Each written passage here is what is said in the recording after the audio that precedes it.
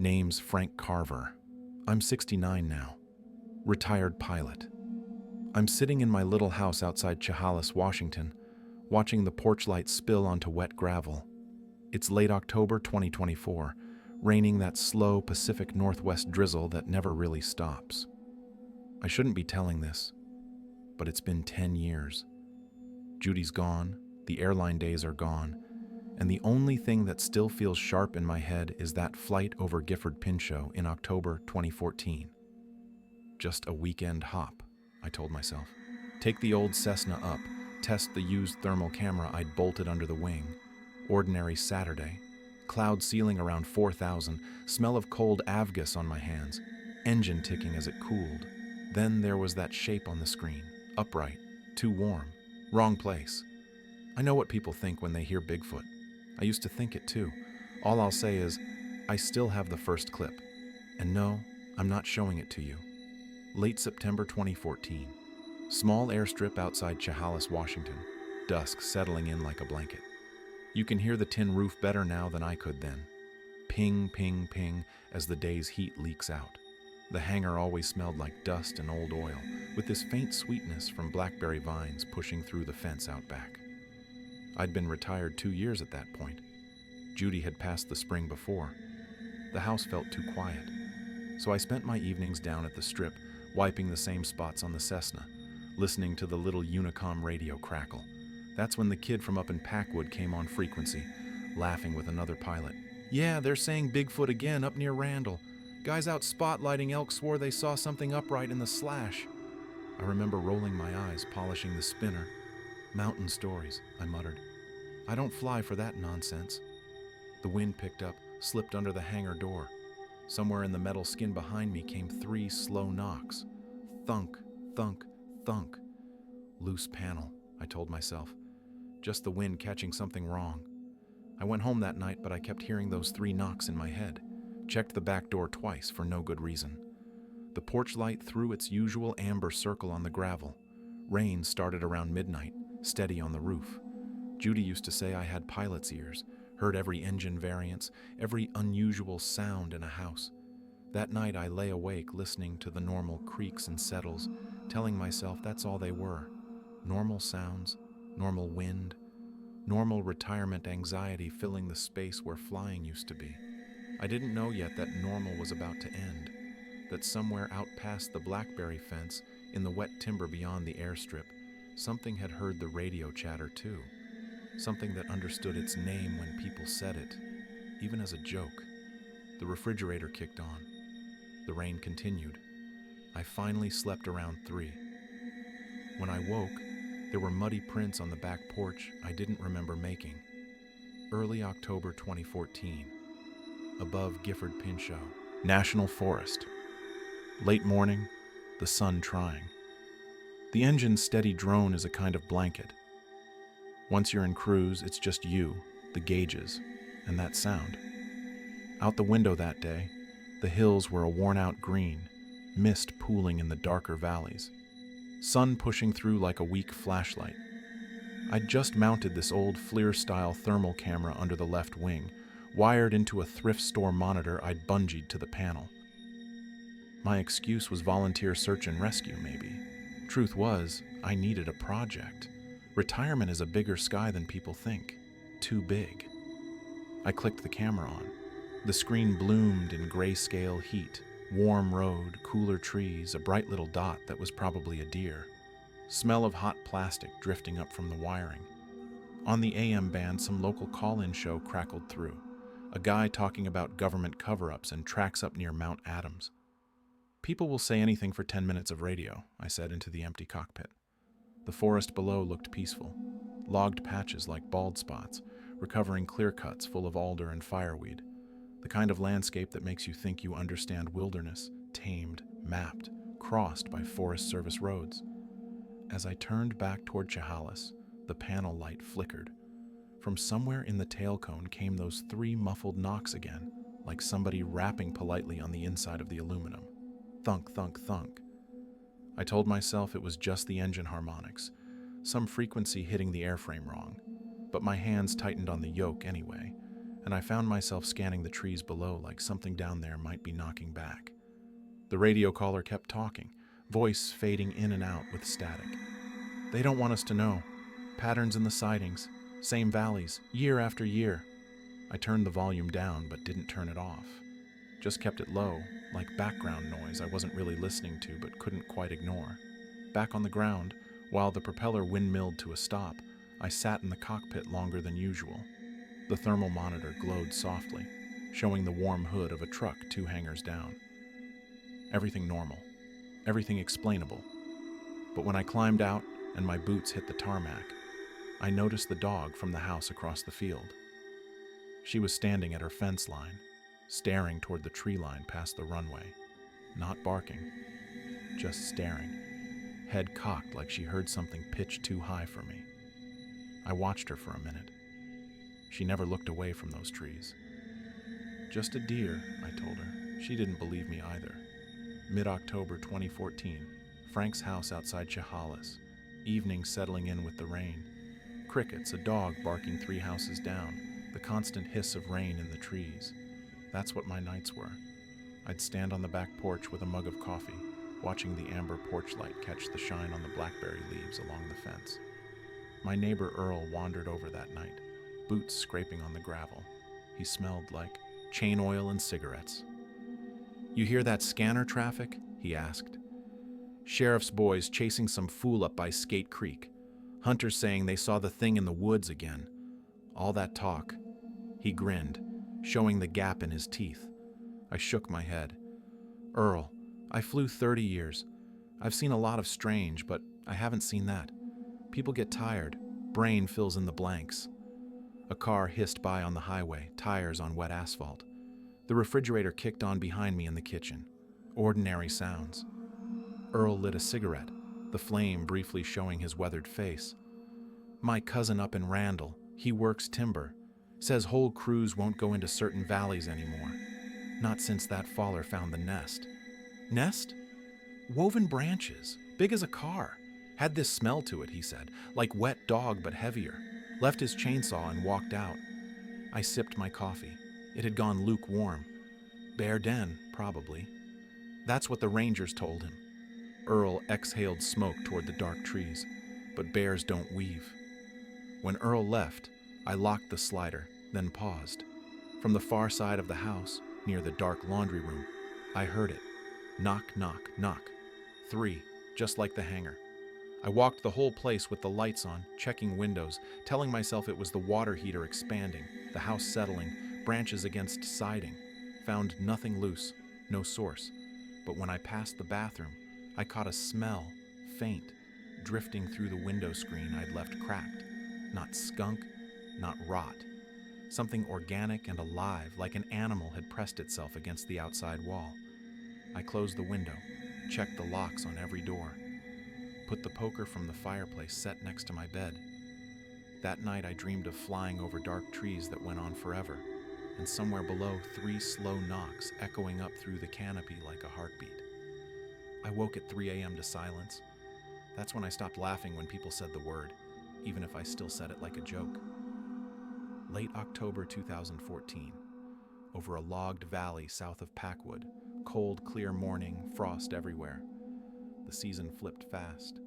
1 week it was damp and mild. The next the air felt thin and sharp, like biting into tinfoil. Frost on the wings that morning as I rolled the Cessna out. Breath smoking in the hangar light. I'd rewired the thermal camera, cleaned up the connections. Inside the cockpit, the plastic still smelled a little burnt. Climbing out over the forest, I flicked the monitor on. Static, then the world in ghost light. Dark for cold, bright for warm. At first it was the usual bright stream, a patch of sun-warmed rock, a cluster of elk moving through a meadow. Then, along a disused logging road on a side hill, I saw a single bright shape, upright, moving slow, not on 4 legs. It paused at a tree, and the tree flared warmer where it touched, like heat transferring through contact. Probably a hunter, I said out loud, though I couldn't see any truck or fire nearby. I nudged the yoke, circled. The shape stopped, like it was listening. then stepped under the canopy and vanished, leaving this faint afterglow on the bark where it had stood. My chest felt tight. The altimeter read 4,800. Legal, safe. But something about that pause, the way it had stopped when my engine note changed, made my scalp prickle. Back on the ground, while the engine ticked and cooled, I replayed the clip on my little laptop. The propeller still windmilled outside, slowing. The clip was 23 seconds. The shape moved with purpose, not the wandering gait of someone lost.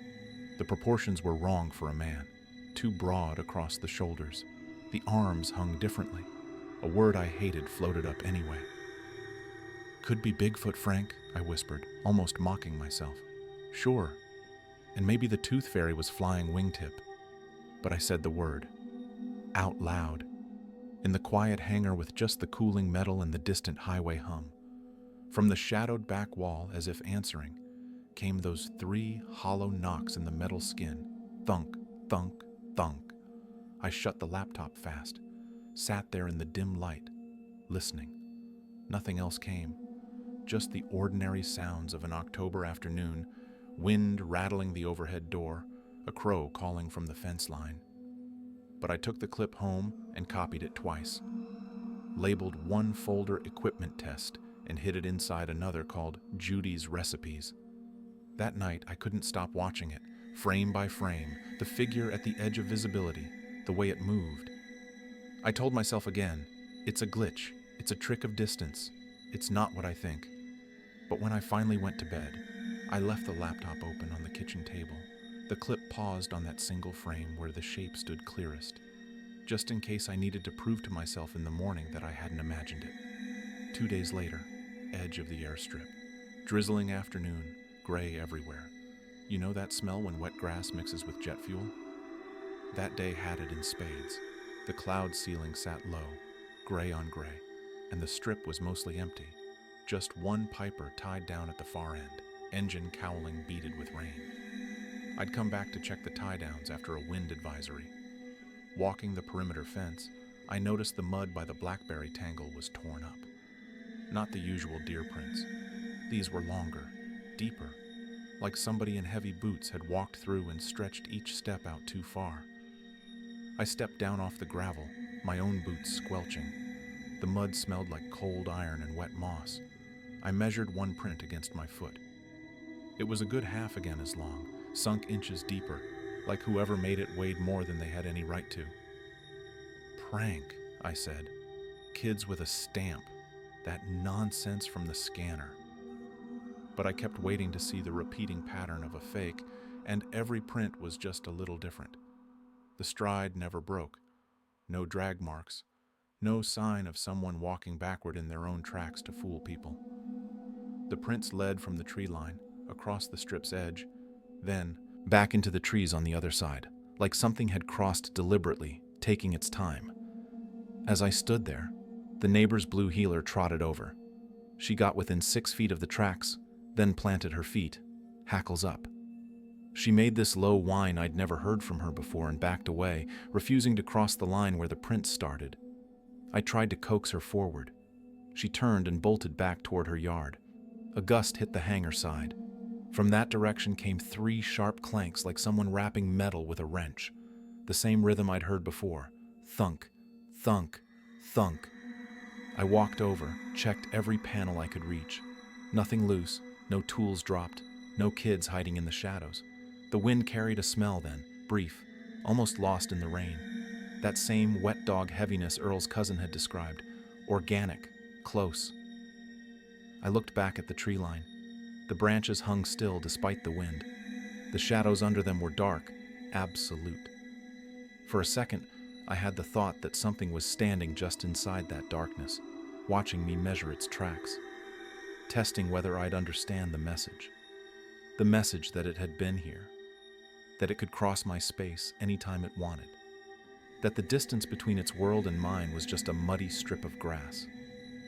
I covered the clearest print with a piece of plywood so the rain wouldn't wash it away. Told myself I'd take a photo in better light. But when I came back the next morning, the plywood was shoved aside and the print was gone, smoothed over, like something had deliberately erased it. All that remained was the smell in the air, faint and fading, and the memory of the dog's eyes, wide and white-rimmed, staring at something I couldn't see. Early November 2014, same valley south of Packwood. Overcast afternoon, ceiling at 3,000. You can call it curiosity, or you can call it obsession. I told anyone who asked that I was just logging hours, keeping current, but I planned that second pass like a mission. Same fuel load, same route. I even noted the GPS coordinates from the first sighting. The thermal monitor glowed pale in the muted daylight, cockpit smelling of cold vinyl and the faint pine cleaner I'd wiped the yoke with.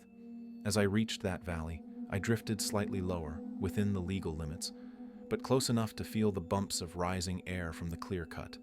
The screen showed the old road as a dark thread through lighter brush. Then, there it was again, a bright, upright heat mass at the tree line. Motionless this time. Where a deer would bolt, where a person would wave or move toward shelter, this one just stood, facing toward me. I couldn't see a face, not in that resolution, but the outline had a shape my gut registered as watching. I hit record. My voice on the cockpit intercom came out thin and nervous. Well, that's something, I said. Then, trying to sound casual, guess that's what people mean when they say Bigfoot. The word felt strange in my mouth up there. Not a joke anymore, just a name for something I didn't understand. The figure did something then, shifted weight maybe. The shoulders moved in a way that seemed deliberate, not startled, not afraid, curious. My stomach dropped the way it does in turbulence, and I had the sudden thought that I wasn't the observer here. I was the one being studied. The creature, and I knew then it was a creature, not a person, not a mistake, lifted one arm slightly. Not a wave, just an acknowledgement, like, I see you too. Then it stepped backward, smooth and controlled, and the canopy swallowed it. The screen went dark there, like the forest had closed over it deliberately. I circled twice more. Nothing. Just cold trees and the bright thread of the creek below. My hands shook on the yoke all the way home. That night, with the house quiet and only the refrigerator hum and the occasional car on the highway for company, I watched the footage on loop. The laptop cast a cold blue glow on the kitchen walls. My coffee went cold, untouched. Every time I paused, the figure was there, just at the edge, mid-step or mid-turn, that arm slightly raised. Every time I hit play, my heart thumped the same way. Maybe I dreamed flying today, I muttered. Maybe I'm just tired. Maybe grief does this. But I copied that file 3 more times, labeled one folder MISC flight data, and buried the real copy inside a folder called Tax Documents 2009. I knew even then I was hiding it from someone. I just didn't know yet it would be men in gray sedans. When I finally went to bed, I dreamed of standing at a tree line, looking up at a small plane, wondering what the pilot could see, wondering if he understood I was letting him see me. Mid-November 2014. Frank's kitchen. Past midnight, rain steady on the roof. The rain had settled into that drumming that makes you think of being underwater. The house felt smaller at night, like the walls crept in a little. I had the laptop on the table, headphones on, the thermal footage pulled into some cheap editing program. I wasn't looking for Bigfoot. That's what I kept telling myself. I was just checking the gear, making sure the camera wasn't glitching, that the mounting bolts weren't vibrating something loose. I scrubbed through the audio track. Engine noise rendered as a fuzzy band, occasional crackles from the radio.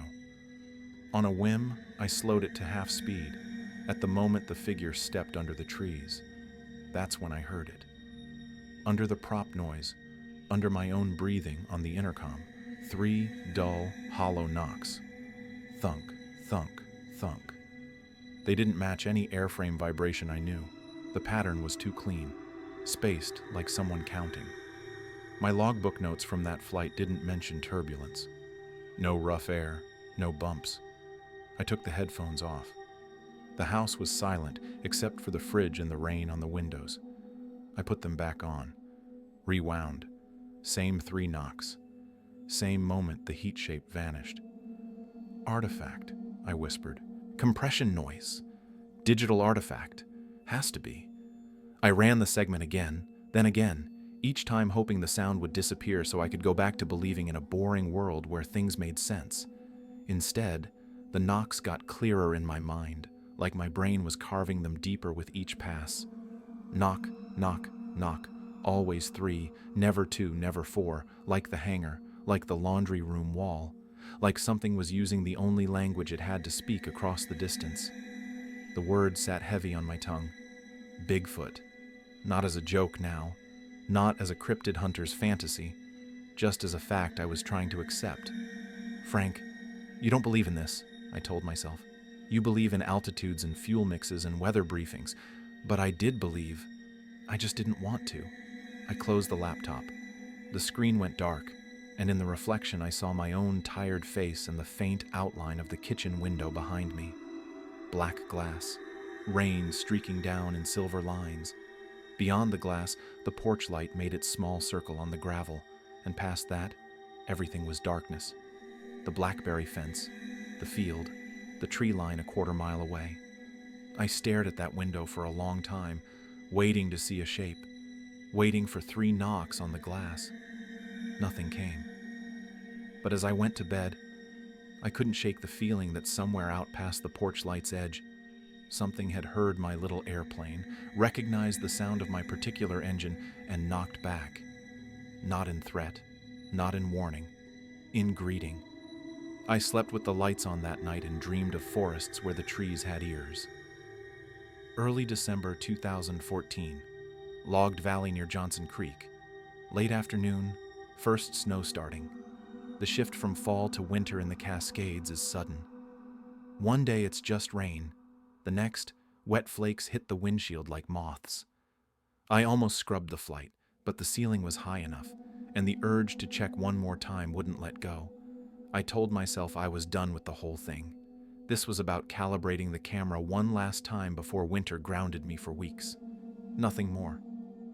The engine note changed slightly in the cold air, a little more bite in the sound. I followed the familiar ridge, dropped into the valley of stumps, old clear-cut gray snags poking up like broken teeth. The thermal screen showed colder now, everything darker except small bright blobs where elk clustered near a creek. Then, at the far edge, near a stand of uncut timber, a single tall heat signature detached from the background. Upright, still, waiting. I leveled the wings, fighting the urge to bank harder for a better view. The Cessna's cabin smelled like stale coffee and my own nervous sweat. Okay, I breathed into the mic. Okay, there you are again. The shape didn't bolt. It stayed at the edge like a sentry. As I drifted closer, still within legal altitude, I swear it did something I will never forget. It lifted one arm, slowly, sideways, not a wave. More like acknowledgement, like, I've been waiting. Like, I knew you'd come back. I heard my own voice on the recording later, thin and cracking. That's Bigfoot, I said. That's Bigfoot, and it's not running. It's saying hello. Right then, the radio crackled sharp in my headset. Civilian aircraft, November 5847 Fox. This is Army traffic. You're nearing an active training corridor. State intentions. The valley suddenly felt smaller. The bright shape at the tree line took 2 steps backward, deliberate and smooth, then vanished into the colder mass of the forest. Gone. Just on a local scenic, I replied, trying to keep my voice flat, eyes flicking between the altimeter and that now empty patch of screen. Heading back to Chehalis now. Copy 47 Fox. Remain clear of the northern ridgeline. Army helicopters conducting exercises through 2200 hours. Snow thickened outside. The world went softer, quieter, except for the engine's steady drone. Somewhere under the military transmission and my own heartbeat, I could swear I heard 3 faint knocks, but that might have been the struts flexing in the cold, or my mind filling in patterns where none existed.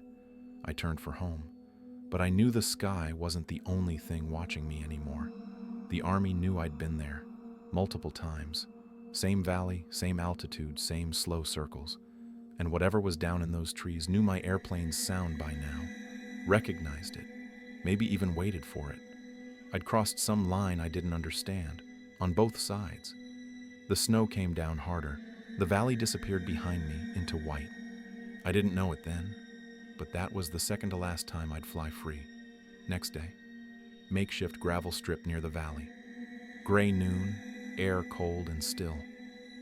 The weather lifted just enough. I drove out instead of flying this time, following logging roads in my old pickup. The Cessna's whine replaced by the rumble of tires on washboard gravel and the slap of wipers clearing wet snow. By noon, I was at a little strip they used for fire operations, empty this time of year. The air smelled like wet cedar and old smoke from summer burns. I'd brought a handheld thermal monocular, bought it online overnight, like some teenager chasing stories. I'm just gathering evidence, I told myself, boots crunching on frozen gravel. Just verifying what the camera saw. The word Bigfoot hovered at the edge of my mind, and I hated that it didn't sound ridiculous anymore. The forest was a mess of stumps, berry canes, and saplings pushing through the slash. Snow clung to branches in clumps that fell with soft thumps. The only sound was the creak of trees settling and the distant rush of Johnson Creek.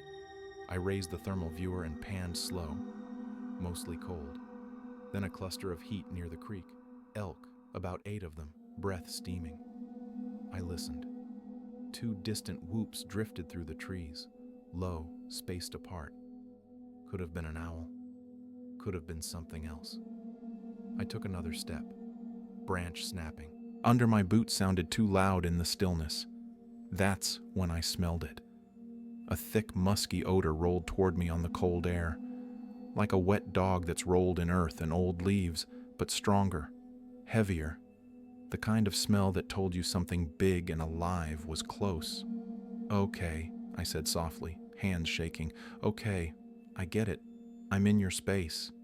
Out loud to the empty trees, I whispered, I'm not here to hurt you.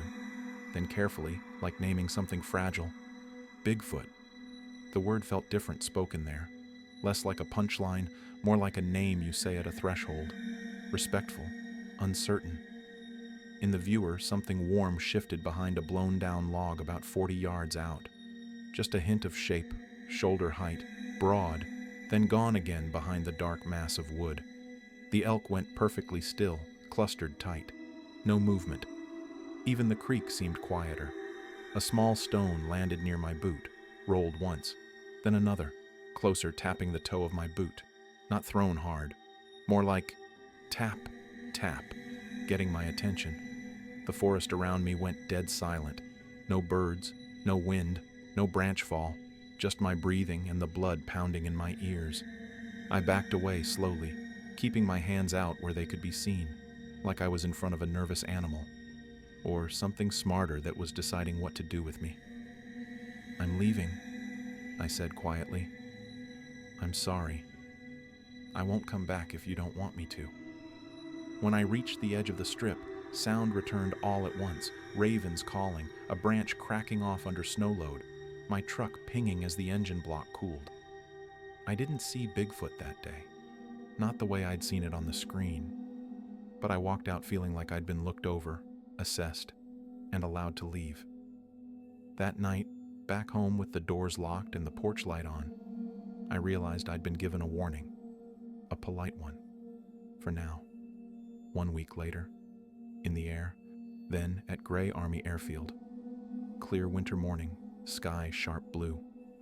I promised myself I was done. The stones, the smell, the elk going silent, all of it said, stay away. Then the sky went clear and blue, the kind of day pilots dream of even in retirement. The urge to go up won. I told myself I'd keep clear of the valley, stick to the usual routes over safer ground. Half an hour into the flight, level at 5,000, the radio came alive. November 5847. Fox, this is Guardian 2. We have you on radar. I could hear rotor thumps even over my engine, 2 Blackhawks sliding into my peripheral vision from the north. Gray shapes against impossible blue. My chest went tight. This is 47 Fox, I answered, throat dry. Just a civilian on a local hop. 47 Fox, you're requested to divert to Gray Army Airfield for a routine check. Vector 080. Acknowledge. It wasn't a request. Not in that tone. 47 Fox, Roger. Diverting. They flanked me the whole way in. Professional, polite, inescapable. On the ground, the hangar they parked me in hummed with.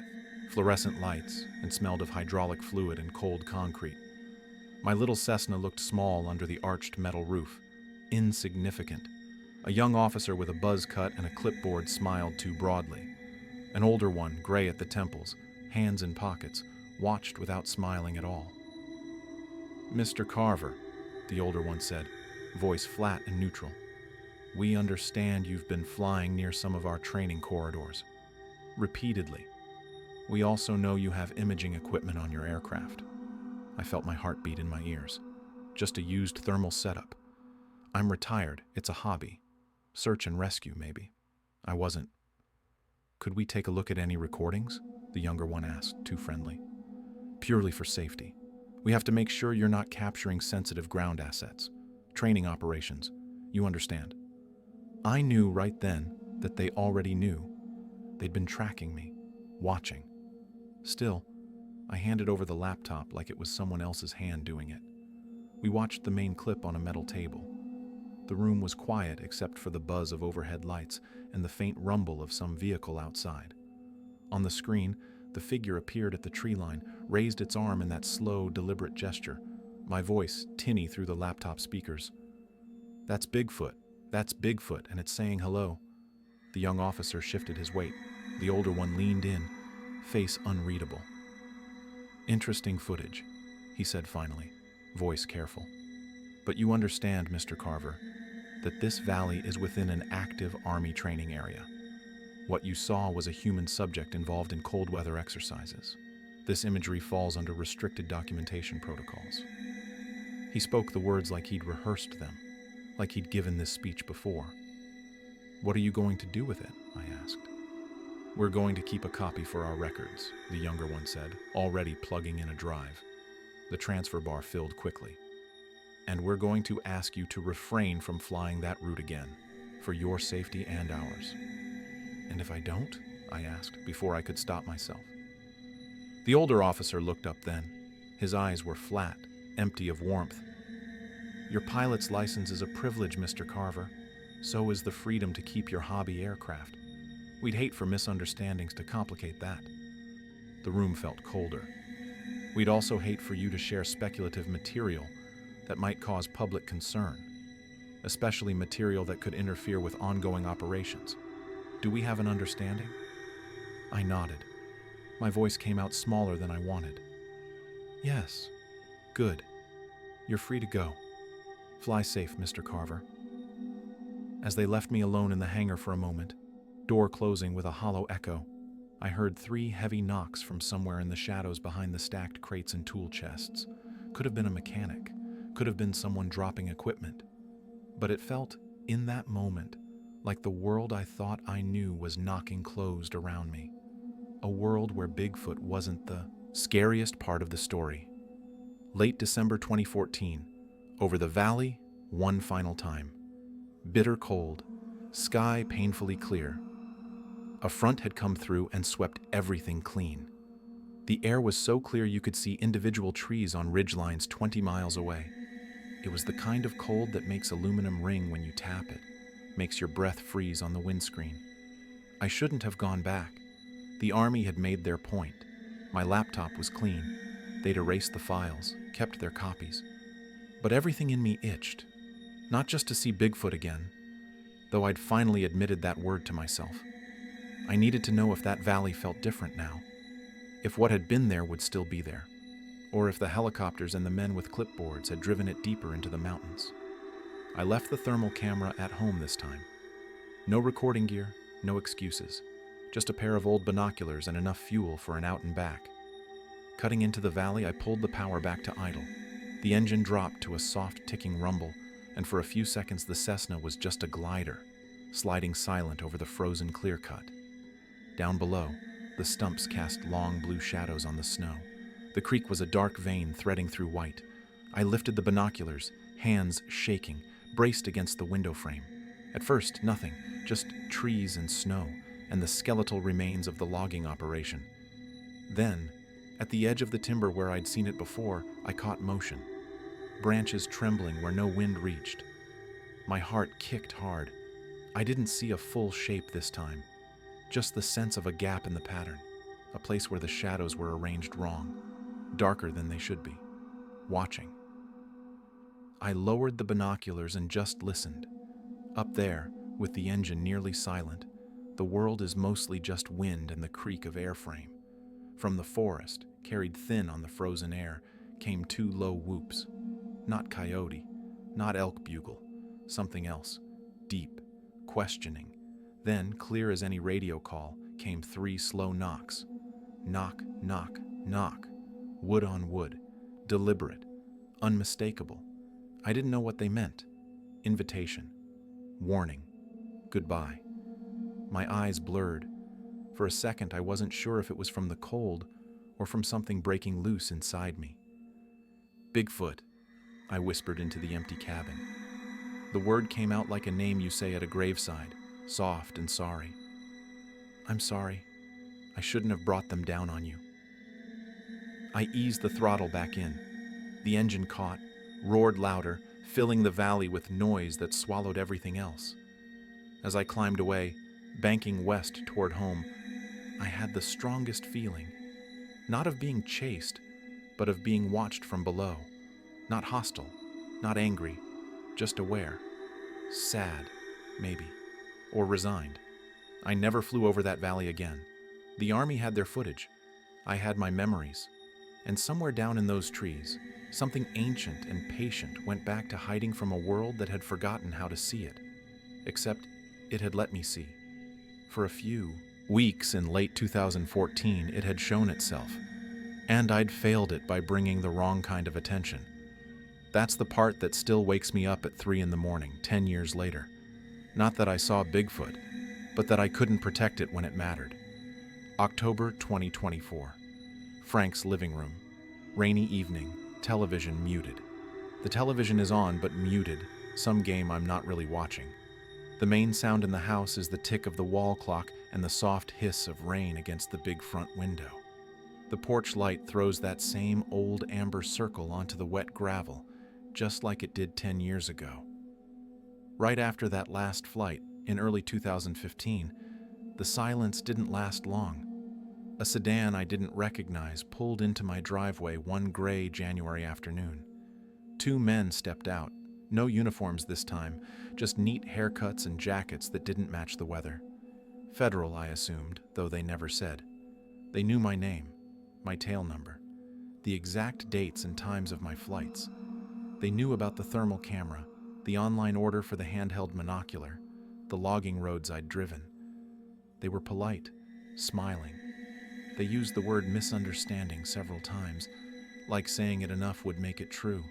They also used phrases like national security and potential violation of restricted airspace and revocation of licensure.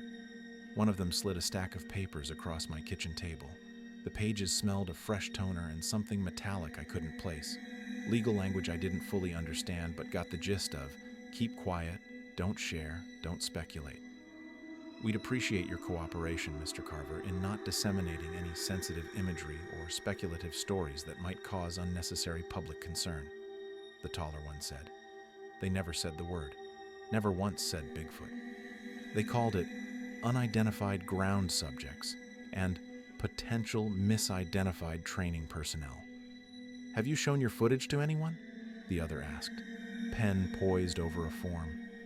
I thought about Earl, about the guys at the strip, about Judy's photo albums in the closet and how much I hated lying in this house where she'd lived. No, I said. Nobody. That much was true. I'd kept it to myself, turned it over in my mind alone. Do you plan to? No. They seemed satisfied. Took my remaining files, or the ones they could find. They didn't find the thumb drive I'd tucked into a cigar box with Judy's last birthday card to me, hidden in the back of the bedroom closet under winter blankets. After they left, the house felt even quieter than before. For years after, every time I heard a car slow near the driveway or a branch tap 3 times against the siding in the wind, my chest tightened. I slept with the bedroom door open so I could hear gravel crunching if someone pulled in late. I stopped going to the airstrip as much. Sold the thermal camera to a guy in Oregon, told him it was faulty. Let my medical certificate lapse, then my flight review. Told people I was just done with flying, retirement finally taking hold. But the truth was, I couldn't look at those valleys the same way anymore. Now, when I say Bigfoot out loud, which isn't often, I say it softer, not with fear, more like regret. Like I'm talking about someone I knew and didn't protect well enough. The men weren't afraid of me proving anything. They were afraid I'd convinced just enough people to start looking in the wrong places, to bring hunters, cameras, crowds, to finish what I'd started by accident, exposing something that had survived precisely because it stayed hidden. I won't do that. Not to whatever walked those timber edges, not to myself. Same night, on record. So that's why you're here, I guess, listening to this. People like a good story. Old pilot, dead wife, lonely skies, strange shape on a blurry screen. The part they never think about is what it does to your nights afterward. I still fly now and then. Short hops, different valleys. I don't mount cameras anymore. I don't point binoculars at tree lines. I don't absolutely have to. What I remember most isn't the shape on the thermal screen or the helicopters or the men at my kitchen table. It's the feeling in that valley the last time I flew over. The attention, like something down there heard my little airplane cut its engine to idle and decided to speak back in the only language it had. 2 whoops, 3 knocks, wood on wood, calm, deliberate. I could post what I have. Even now, I could dig that thumb drive out of the cigar box, upload the clip somewhere it would live forever. Say, "Here, world, here's your proof, here's Bigfoot." But then what? Hunters with thermal scopes, drones with cameras, more helicopters, more men with badges and paperwork, crowds tramping through slash piles looking for hair samples and scat. The valley would fill with noise and light, and whatever trust that thing had shown me, letting me circle, letting me see, would be gone forever. I won't do that. Not to whatever walks those ridges in the dark, not to the memory of those 3 knocks echoing up through frozen air. So this, my voice on tape, the hum of the refrigerator in the background, the rain on the window, it's all we can hear. Sometimes, when it's really quiet and the TV's off and it's past midnight, I hear the old hanger in my memory. Knock, knock, knock. Always 3, never 2, never 4. Maybe it's just my heart trying to make sense of a lonely sky and a lost wife and too much time to think. Maybe Bigfoot was just pixels and distance and a brain looking for patterns in noise. Or maybe somewhere out past this porch light's glow, beyond the wet gravel and blackberry